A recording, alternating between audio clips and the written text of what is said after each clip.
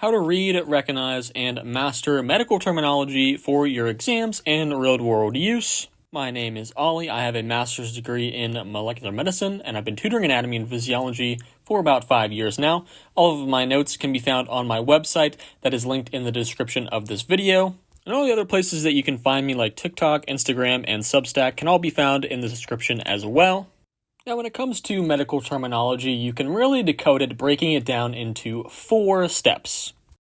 Figuring out medical terminology is kind of like looking at the parts of the train. You have the locomotive, the passenger cart, the caboose, and the coupler, which connects the train carts together. The front of the train is the locomotive, which we will refer to as the prefix. Then we have our passenger cart, which we will refer to as our word root.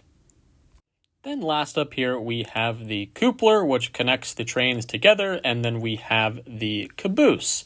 We'll go over the caboose first, and then the coupler. Our caboose will be referred to as our suffix, which is at the end of the train, and then the coupler will be our combining vowel. And now that we have a train as an example, we can go over each one individually, starting with the prefix. The prefix, like we mentioned, was the locomotive. It is going to mark the beginning of our train and beginning of our word.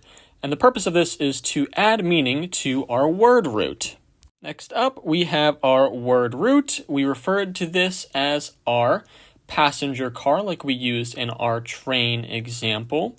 And what's going to be here is the word root is going to be our core meaning. And we're talking about that. We're basically talking about which body part or which body system is this word referring to. Now on to the end of the word where we have our suffix. As we mentioned, the suffix is at the end. It's kind of like the caboose and the back of our train. Like we mentioned, it is the end of the word, and this will typically indicate some sort of disease, condition, procedure, etc. Then we have our combining vowel, which we referred to as the coupler on the train, which is going to smoothly connect the train carts together. In the same way, this is going to be usually a letter O. And this is really just going to make for a smoother pronunciation, which we will see in our upcoming example here. The example that we're going to use is electrocardiogram, which is a recording of the heart's electrical activity. Electro for electricity will be our prefix. It is going to be at the beginning. Cardi is going to be our word root, referring to our heart. O, like we mentioned, is usually going to be our combining vowel, making for a smoother pronunciation. Gram meaning recording. So we have a recording of the electrical activity of the heart that is going to be our suffix. Now, this is an example where the word has all 4 parts. However, it is really important to note that not every single medical terminology word is going to have all 4 parts.